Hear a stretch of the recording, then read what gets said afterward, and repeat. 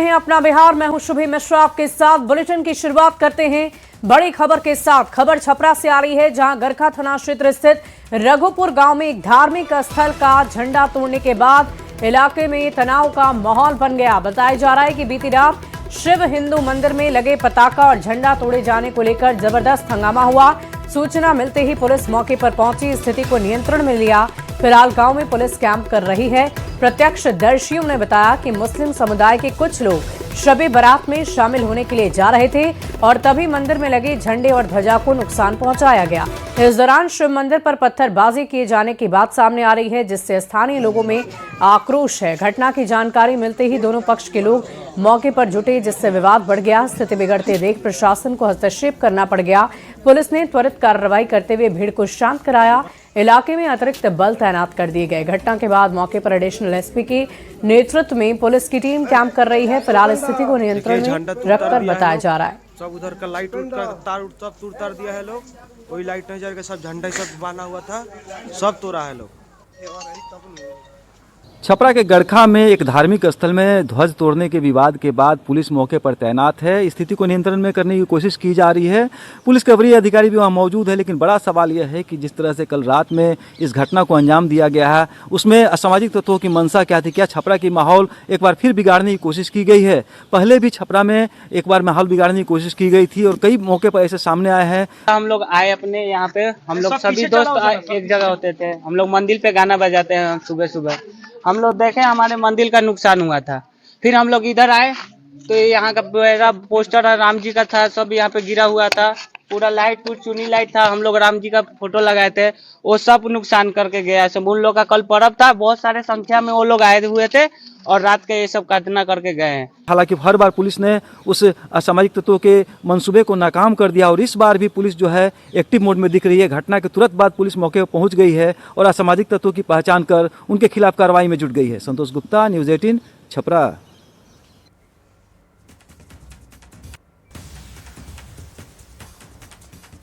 देखिए, न्यूज़ 18 पूछता है सवाल, कौन बिगाड़ रहा छपरा का माहौल? धार्मिक स्थल का झंडा आखिर किसने तोड़ा, ये एक बड़ा सवाल है। आरोपियों की गिरफ्तारी अब तक क्यों नहीं की गई, ये भी एक सवाल है।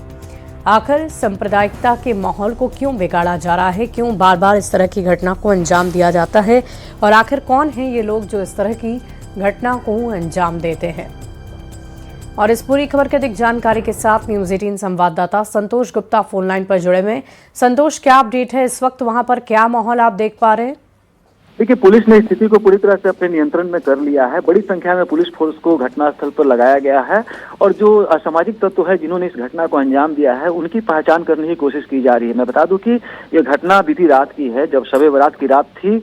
एक विशेष धार्मिक समुदाय के लोगों के लिए पर्व का त्योहार था और उसी में लोग सड़क पर अपना घूमते हैं। उसी बीच में कुछ असामाजिक तत्वों ने वहां मंदिर के ध्वज को तोड़ दिया और कुछ मंदिर पर पथराव कर दिया, जिसके कारण वहां माहौल बिगड़ गया। हालांकि पुलिस का कहना है कि जो भी लोग इस तरह से घटना को अंजाम दिए हैं, उनकी पहचान की कोशिश की जा रही है। कुछ लोगों को डिटेन भी किया गया है, जिनका सत्यापन किया जा रहा है और जो भी इस घटना को अंजाम देने में शामिल है, उनको छोड़ा नहीं जाएगा, ऐसा एसएसपी ने दावा किया है। और उन्होंने कहा है कि एक विशेष एसआईटी का भी गठन किया गया है इस पूरे मामले के उद्भेदन के लिए।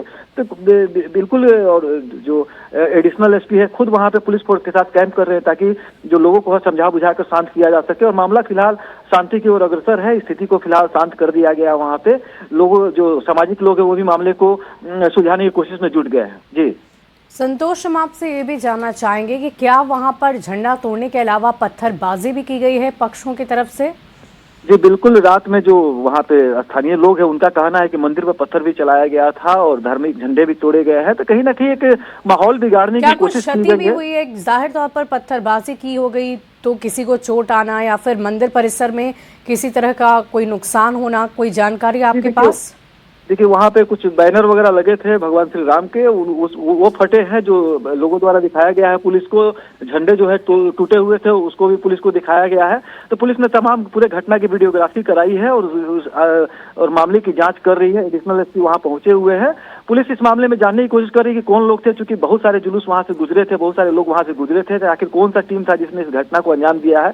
पुलिस इसका सत्यापन कर रही है और उसके बाद पुलिस का कहना है कि जो भी इस मामले में दोषी है उनको पहचान करके गिरफ्तार भी किया जाएगा। फिलहाल वहां शांति व्यवस्था को कायम करने की प्राथमिकता है पुलिस की और बड़ी संख्या में पुलिस बल, आप देख सकते हैं वीडियो में भी बड़ी संख्या में पुलिस फोर्स की वहां तैनाती कर दी गई है। गड़खा थाना क्षेत्र का रघुपुर गांव जो है वहां पे एक काफी पौराणिक मंदिर है, जैसा कि लोगों द्वारा बताया जा रहा है। वहां पे रोज पूजा अर्चना होती है।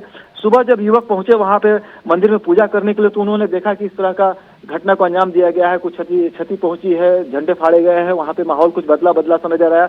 जिसके बाद वहां पे लोग इकट्ठा हो गए और सुबह से हंगामा शुरू हो गया। हालांकि पुलिस ने काफी त्वरित कार्रवाई की, वहां बड़ी संख्या में पुलिस बल पहुंच गए, जिसके कारण कोई अप्रिय घटना नहीं हुई, लेकिन तनाव बना हुआ है और तनाव को देखते हुए पुलिस की टीम जो है वहां मौके पर कैंप कर रही है। चलिए, बहुत शुक्रिया संतोष हमारे साथ जुड़ने के लिए। इस पूरी खबर पर आप लगातार नजर बनाकर रखें। बहुत बहुत शुक्रिया आपका। और मधेपुरा से एक बेहद दुखद और चौंका देने वाली खबर सामने आई है। बीपी मंडल इंजीनियरिंग कॉलेज की एक छात्रा की हॉस्टल में संदिग्ध परिस्थिति में मौत हो गई। छात्रा का शव हॉस्टल के कमरे में फांसी के फंदे से लटका हुआ मिला, जिसके बाद कॉलेज परिसर में हड़कंप मच गया। इस मामले को लेकर कई गंभीर सवाल खड़े हो रहे हैं। इस रिपोर्ट को आप देखिए। ये तस्वीरें मधेपुरा स्थित बीपी मंडल इंजीनियरिंग कॉलेज के गर्ल्स हॉस्टल की है। इसी हॉस्टल के कमरा नंबर 305 में इंजीनियरिंग की एक छात्रा का शव फांसी के फंदे से लटका मिला। छात्रा उसी कमरे में 2 अन्य छात्राओं के साथ रहती थी। बताया जा रहा है कि सोमवार को दोनों रूममेट क्लास के लिए चली गई थी, जबकि मृतक छात्रा कमरे में पढ़ाई कर रही थी। क्लास से लौटने के बाद जब दोनों छात्राएं कमरे पर पहुंची तो दरवाजा अंदर से बंद मिला। काफी देर तक दरवाजा नहीं खुलने पर हॉस्टल स्टाफ को सूचना दी गई। इसके बाद दरवाजा तोड़ा गया। 2 बजे से हम लोग का क्लास था, फिर 2 बजे से लेकर साढ़े 3 बजे तक लगभग क्लास किए। फिर वापस आए तो गेट ओपन करने की कोशिश की, जो कि मेरे से नहीं हो पाया। फिर सीनियर मैम लोग, अगल बगल की जितनी भी मैम या बैचमेट्स थी, सब आई, फिर सब मिलके खोल रहे थे, फिर भी नहीं खुला। फिर वार्डन आंटी को कॉल किया गया, वार्डन आंटी आई, फिर वार्डन आंटी फिर गार्ड्स अंकल लोग को लेके आए, फिर वो लोग खोले। तो जब खुला गेट तो देखिए कि वो खत्म हो चुकी है। से भी कॉल नहीं किया। क्या बताई कॉल करके कि आपकी लड़की को फांसी लगा कर मर चुकी है, आप आइए। लोग जैसा ही सुने घर से चल दी। पटना के शंभू हॉस्टल में नीट की छात्रा की मौत का मामला शांत हुआ भी नहीं। इसी बीच मधेपुरा के बीपी मंडल इंजीनियरिंग कॉलेज में मुजफ्फरपुर की छात्रा की संदिग्ध हालत में मौत ने बेटियों की सुरक्षा को लेकर गंभीर चिंता पैदा कर दी है। मृतक छात्रा मुजफ्फरपुर जिले के सकरा की रहने वाली थी। सितंबर 2024 में ही उसका कॉलेज में नामांकन हुआ था। परिजनों के मुताबिक 27 जनवरी को ही छात्रा अपनी मौसी के घर से लौटकर हॉस्टल आई थी।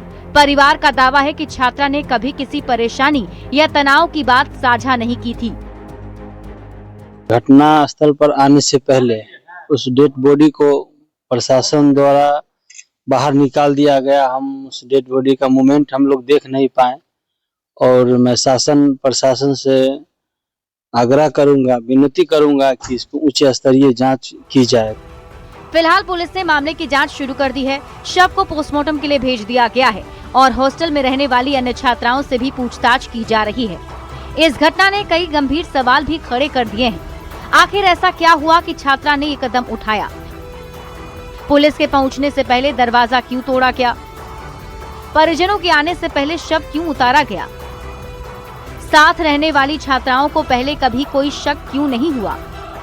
क्या छात्रा के साथ कुछ गलत हुआ? एक होनहार छात्रा की मौत, हॉस्टल का बंद कमरा और ऐसे सवाल जिनके जवाब अब तक नहीं मिले। क्या ये सिर्फ खुदकुशी है या इसके पीछे कोई और वजह छिपी है? जांच जारी है, लेकिन सच्चाई तक पहुंचना अब सबसे बड़ी चुनौती है। मधेपुरा से न्यूज़ 18 के लिए श्रीकांत रॉय की रिपोर्ट।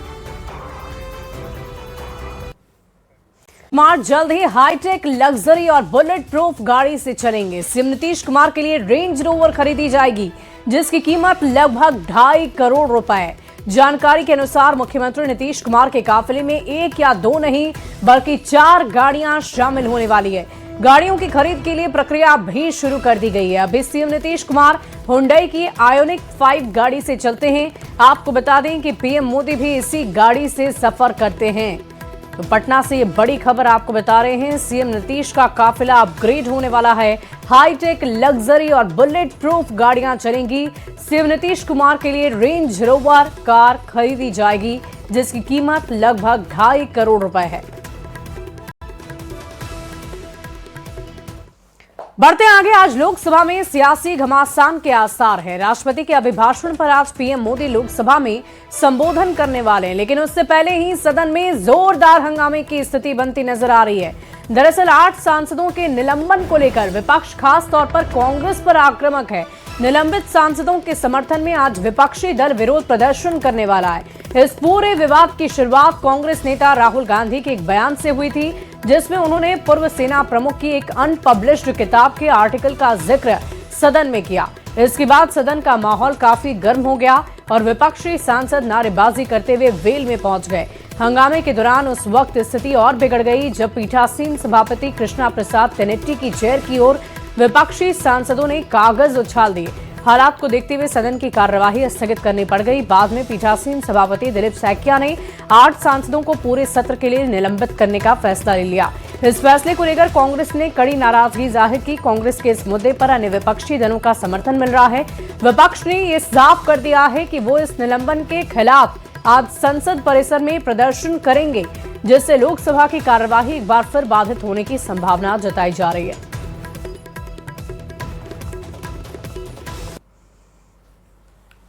ये सरकार गवर्नमेंट में आ चुकी है।